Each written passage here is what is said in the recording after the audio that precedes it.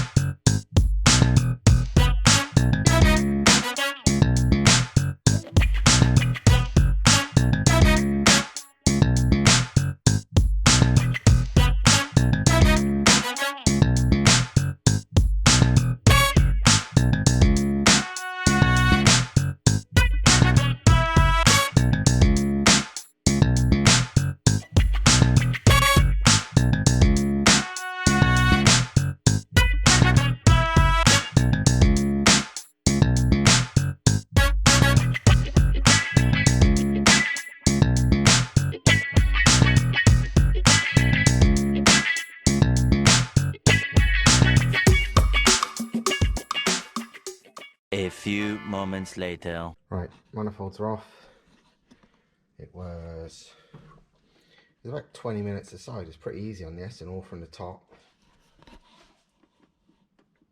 Dead easy. Here I had to unbolt the actuator from the compressor housing because otherwise the turbo wouldn't come off, because the turbo and the manifold was too close. So even though everything unbolted, you couldn't get either off without undoing the actuator, but no big deal. Downpipes there. Could do with a better downpipe really. All looking a bit oily. This one, that might have been slightly leaking, you know. It looks a bit, I think it might have been put on backwards or something. Yeah, I don't think that gasket was on right, because it looks a bit like it was on the piss. But either way, no big deal.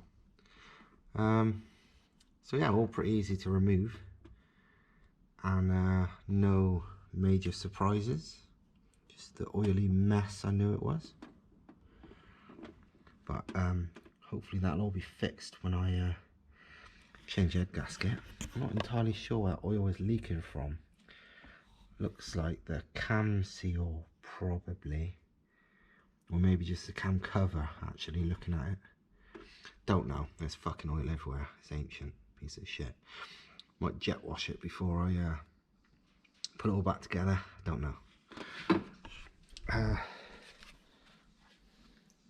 This is all the bits.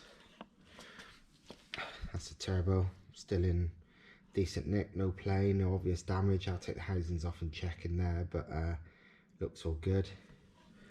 This is the exhaust manifold. It's a bit shit. It's let me show you.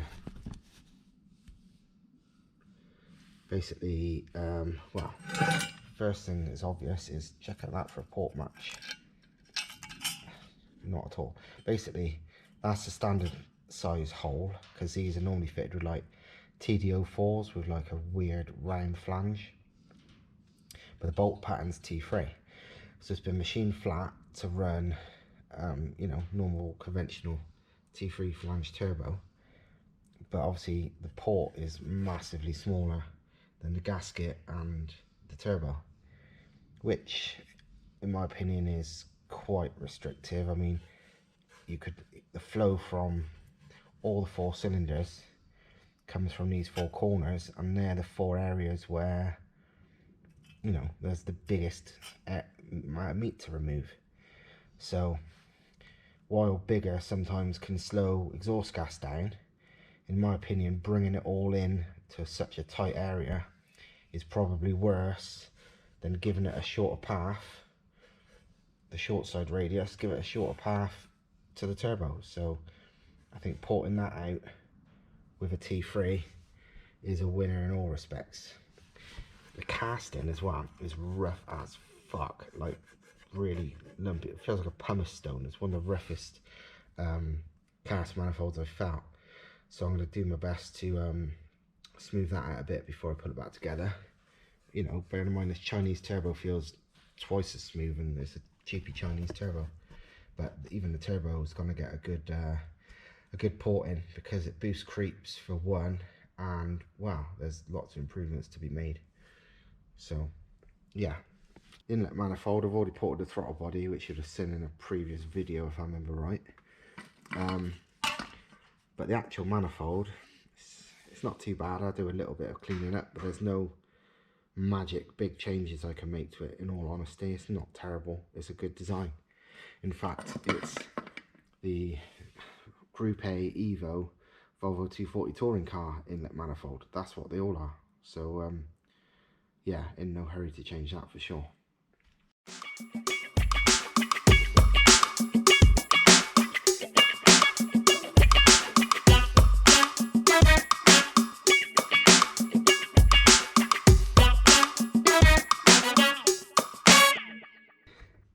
That little thing is what caused it. I think that's the only cylinder with it on.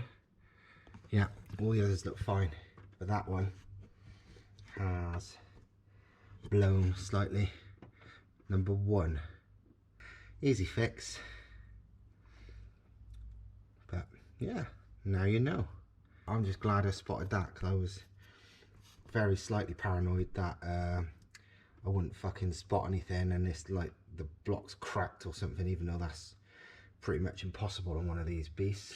But yeah, so now I know, and now you know. So let's get cracking. Right, now the head's off, we can have a look at the cylinders. And luckily, they're considering it's running like £25 a boost. There's no sign of debt on any cylinder, so that's good. The pistons all look fine, they look beefy, they look good. Again, no sign of debt on any of the 4 cylinders. Even this is number one, where it blew, that it just pushed the gasket slightly.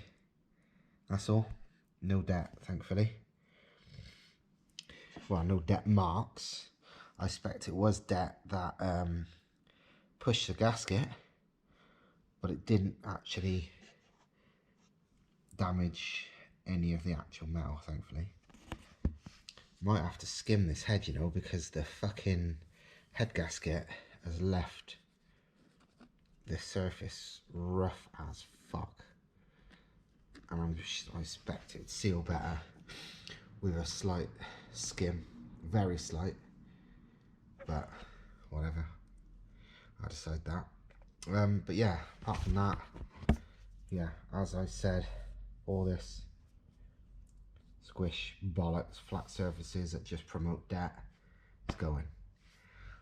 They won't be all disappearing. I'm not going to make it a full Hemi head, but this will be removed so it's a smooth transition downwards.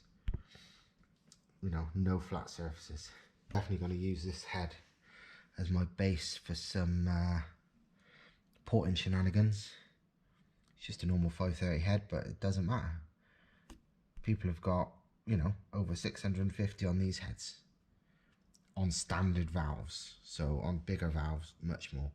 So, you know, as much as people, you know, wank off about 531 heads and all that on these things, whatever, it's a number.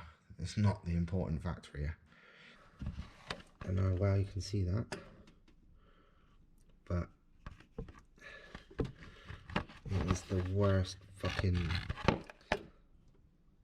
look at those ridges, holy shit. There you go, look at that, literally like appalling. I mean, I'm no fabricator, so, and this is definitely a homemade downpipe, so, you know, yeah, you're gonna have shit inside it like that, but for fuck's sake, why wasn't it just ground down? You know, I think it's only about 2.5 inch anyway. Well, no, a bit more than that. It might be a 3-inch downpipe. I think it is actually. It's a 2.5 inch V-band, but then it goes necks out bigger, so I think it's 3-inch. But fucking hell. Look at those, look at that. All you need to do is 5 minutes with the die grinder and you'd get rid of all that. Shitting hell. It's unbelievably shit. But yeah, that's just another thing. I'll just get the die grinder and poke it in there and fucking demolish all that. It's only welding slag mostly, so easy to get rid of. And that'll help a lot, because that is terrible. Fucking terrible. Last little thing to show you from the dismantling is this little cheapy ass eBay turbo. These are about barely over 100 quid. They're super cheap, these things, but it's holding up fine. Bearing in mind it was far from new when I got it, and it's been running between 20 and 25 psi all the time, you know, and pretty savage anti-lag and stuff. Recently it is completely undamaged. It's handling it fine. There's no play. Also obviously running with no blow off valve as well, but there's no thrust play, there's no axial play. It's as good as new. Absolutely fine. Wheel is bang on. So yeah, these people who break turbos in like 10 minutes, believe me, it's because they don't know what the fuck they're doing. Turbos are not that weak. You know, even cheapy, shitty, fucking Chinese whatevers, they can take some shit if you don't make a mess. But people like do some ridiculous things and be like, oh no, my turbo's fucked, oh it's smoking, oh some shit, or you know, that melted the wheels. It's like, all bearings gone. It's like, you've done something wrong, mate. Usually oil feed or return problems, but yeah, it's fine. But these housings leave a lot to be desired, so I'm going to be doing some porting on everything. So yeah, the end.